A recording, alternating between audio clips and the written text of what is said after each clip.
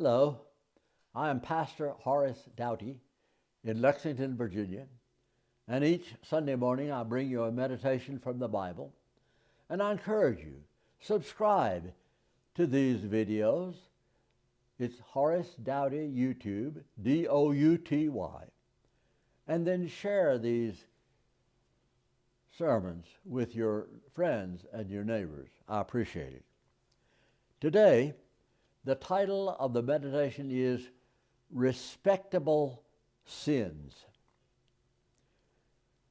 People who read carefully the latter part of chapter 23 in Matthew, the Gospel of Matthew, chapter 23, are shocked because it reveals the fiery side of Jesus. His angry speech goes on verse after verse with no hint of tenderness or mercy. And who is the object of Jesus' scorn? The Pharisees, the most honored elites in his world, comparable with our members of Congress, except they also had religious leadership. They were the ones who told you what is right and wrong religiously. And here is Jesus vigorously condemning the whole lot of them. Why? We are not left wondering. They held a wrong opinion of themselves. They honestly thought that goodness meant nothing more than following certain rules and avoiding certain activities. Most people around them felt the same way. They agreed. They accepted those rules. Jesus obviously did not. Some things never change because we have exactly that same problem today. We use different terms. We don't call them Pharisees, but their style of thinking is very much with us. They consider themselves good, sincere, faithful to God, faithful to their country, and their society shared that opinion. No one but Jesus dared condemn them. And what Jesus despised was respectable sin. And remember, sin means missing the mark. You shoot for something and you miss. That's sin. A perfect example comes from the Gospel of John. A disheveled woman was being dragged into the street. Led by some Pharisees, the mob intended to stone her to death because she was guilty of adultery. Now, the crowd considered themselves good. They were doing what they were supposed to. They thought they had broken no laws. They were not sinners, but this woman was.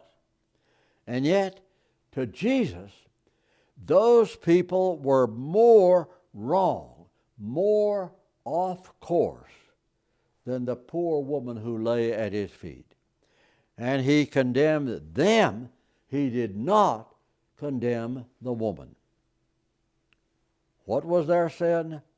They were guilty of cruelty. They were intent on causing pain, all in the name of goodness and righteousness. They were acting with the blessing of society and religion. And Jesus said, "You are wrong. Whichever of you is without sin, go throw the first stone."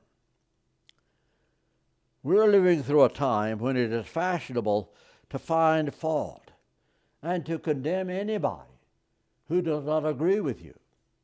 Be aware, God's rules and the rules of your culture are different.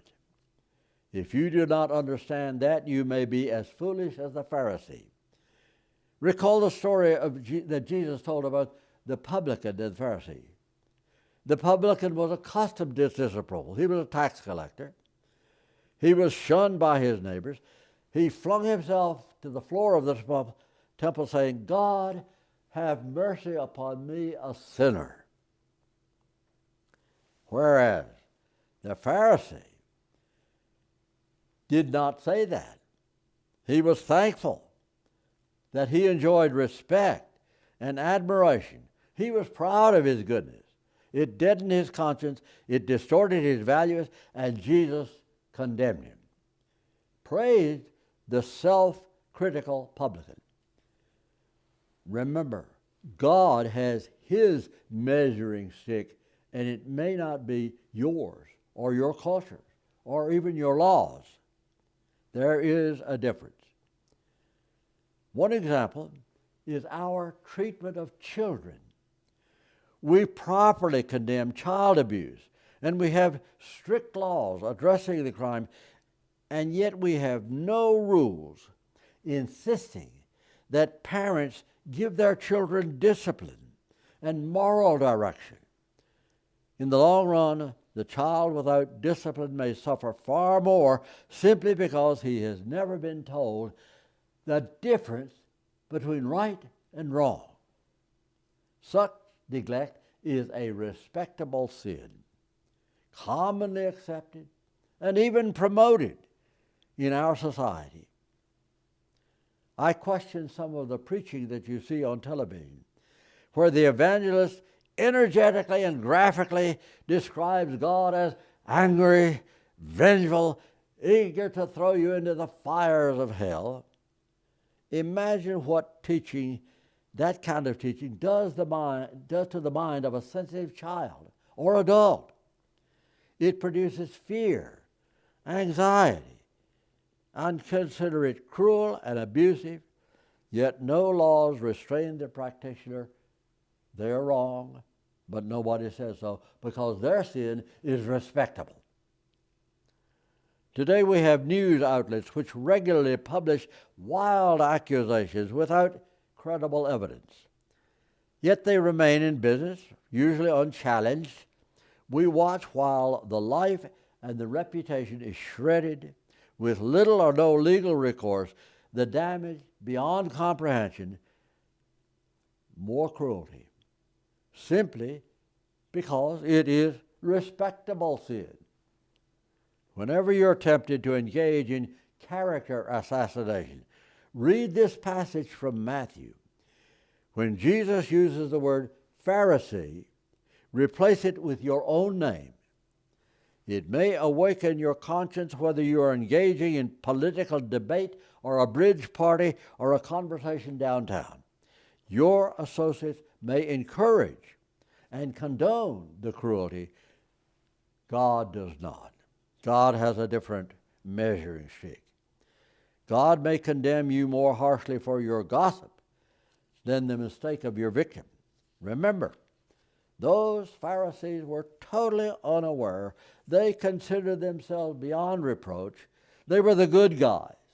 Jesus considered them on the very edge of damnation.